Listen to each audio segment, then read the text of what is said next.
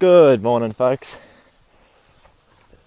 Today it's Sunday the 7th of July and the cattle have got two more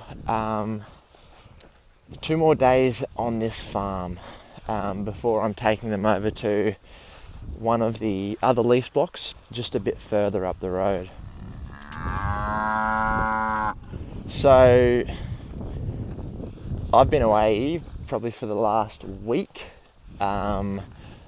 just for work, and so they've had a big paddock.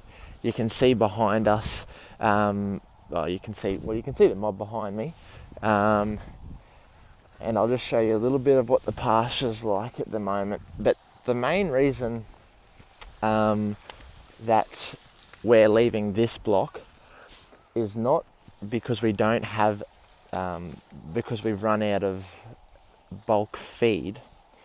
Like, there's obviously plenty of feed here, as you can see. The reason that we're leaving is because out of all of our blocks, this just so happened to be a paddock that when it was in summer we had a great season and it was raining every week. I couldn't bring them down here because this is heavy clay soil and I didn't want to pug it up. So we couldn't bring the cattle down, it was too wet, and it just kept getting more and more mature to the point where there's very little nutritional value in grass at this stage now. So I'm taking them to one of my other blocks, which is just a little bit younger in growth, a little bit more nutritional, and it's got more of a green tinge to it, which usually correlates with a better diet. So that's what we'll be doing then. There you go on 120. So I was going to just touch on how I get the cattle from block to block, especially maybe when you're leasing different properties.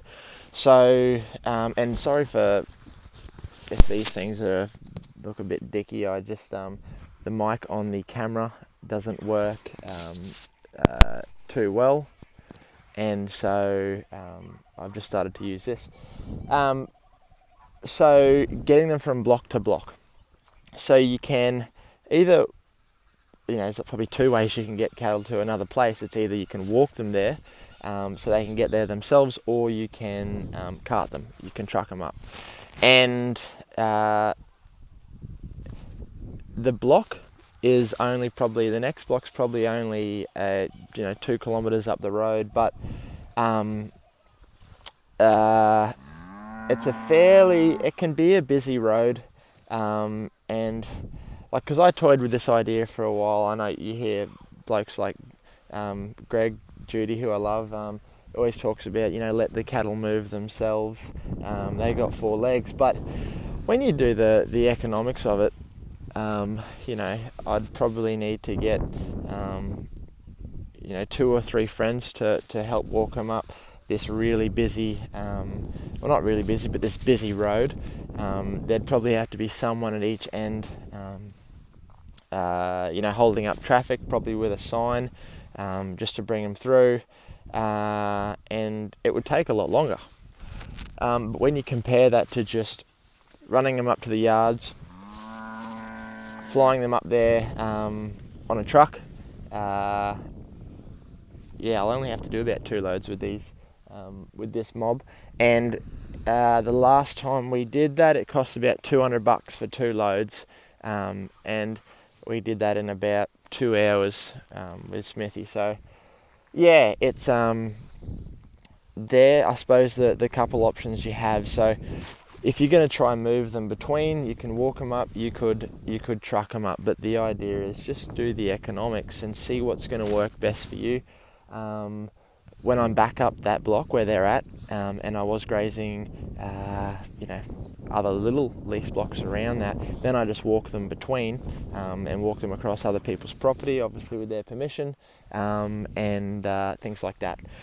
So, yeah, that's a couple of the different ways I guess you can think about moving your cattle, and just by, that's probably an issue you will have if you're going to lease a number of blocks that are not adjoining. So we might take you over, and we'll I've got to go set up a firefighter pump, fill the header tank, and just get a couple things ready for when I bring the cattle over there, so we can have a bit of a look at that stockpile. So this is the stockpile, and again, it is mature, but it's slightly more palatable. It's not as far gone as that last paddock that we were at.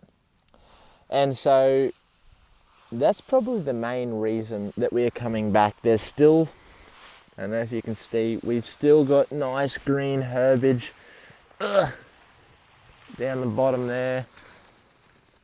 Some salt bush, that's all salt bush. I don't know if you can see that.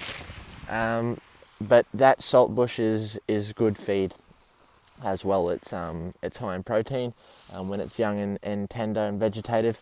But another huge reason for coming back here is that you do want to, if you're leasing land, maintain that that frequent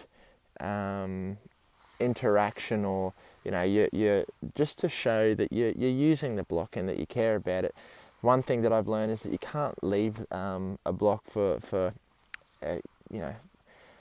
really extended period of time and expect the landowner to think that you still are giving it that intimate care and that management.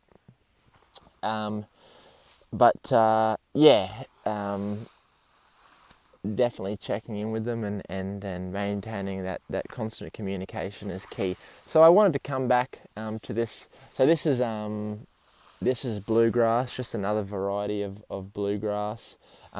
It's not the creeping bluegrass.